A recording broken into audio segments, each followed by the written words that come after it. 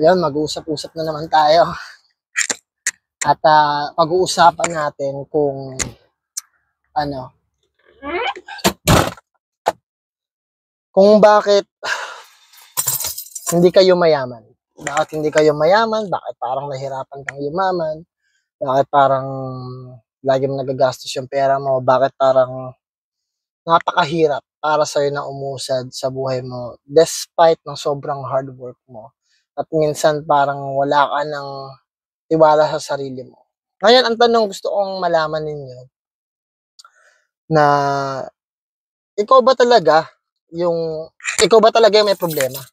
Hindi ba yung tao sa paligid mo? Hindi ba talaga yung pag-iisip mo?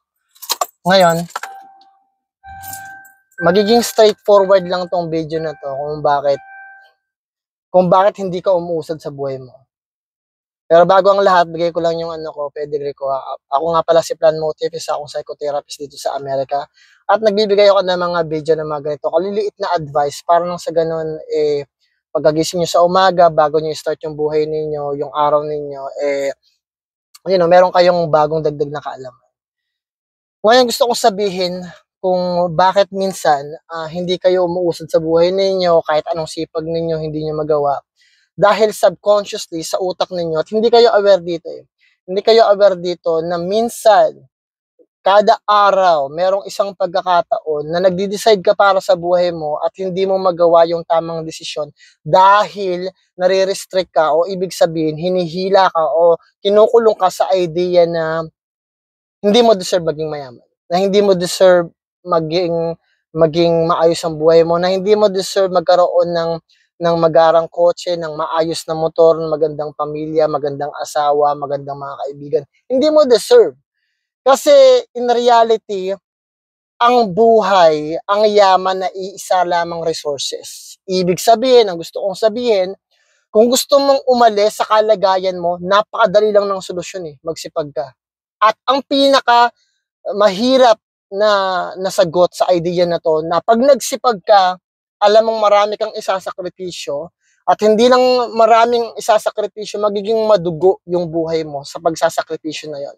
Ang byproduct o yung produkto ng pagsasakripisyo mo ay magiging madugo sa pamamagitan ng kung ano-ano man. Kailangan mong hindi bigyan ng masyadong oras yung buhay mo, puro trabaho ka lang, may iwasan mo yung pagbabarkada, may iwasan mo yung mag-happy happenings. Kumbaga, yung lahat ng pagkakataon sa buhay mo ay nakasentro doon para maging maunlad ka, maging payapa ka, magkaroon ka ng sarili mong mundo na magiging successful ka. At ito yung pinakamasakit kung bakit nasasabi ko to. Kaya mong maging mayaman, pero hindi mo magawa dahil sa nakapaligid sa'yo na nagbibigay sa'yo ng idea na hindi mo kayang marating yung mga lugar o mga dapat mong puntahan. Yung success, yung goal na gusto mong puntahan, hindi mo siya mararating dahil sa mga taong nakapaligid sa'yo at nagsasabing hindi mo magagawa yung bagay na yon. At yun yung pinaka-importanting bagay na dapat ninyong matutunan.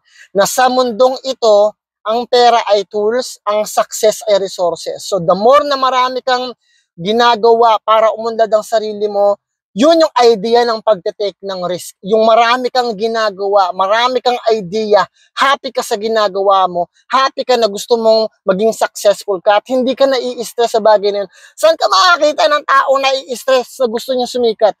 Saan makakita ng tao kung alam mo ba, kung bibigyan kita ng katanungan, kung alam mo ba, sa December magiging sikat ka, kung sa January magiging sikat ka, sa February magiging mayaman ka, hihinto ka ba ngayon? Yun yung idea na gusto kong maintindihan ninyo. Sa paligid ninyo, may mga toxic na tao na nagsasabi sa inyo na di mo kayang gawin yun, na hindi ka magiging successful, na hindi ka magiging mayaman. So kung gusto mo na umalis sa kalagayan na meron ka, ang pinaka-importante ay magsipag ka. At iyon lamang yung sagot doon, magsipag ka, magpakagaling ka sa skills na meron ka. Tandaan ninyo palagi, repetition is the mother of all skills. So practice mo ng practice yung gusto mong gawin para nang sa ganon, mapuntahan mo yung lugar na para sa iyo at yung success na para sa iyo. Plan Motive nga pala, ingat kang lahat dyan. Galingan nyo sa lahat ng bagay na gusto mong gawin sa buhay ninyo, sa pamilya, mga kaibigan nyo, mga tao na kapaligid sa inyo, at least lahat. Magdasal kayo palagi. Plan Motive na Google Pro, ingat kang lahat dyan. Peace out.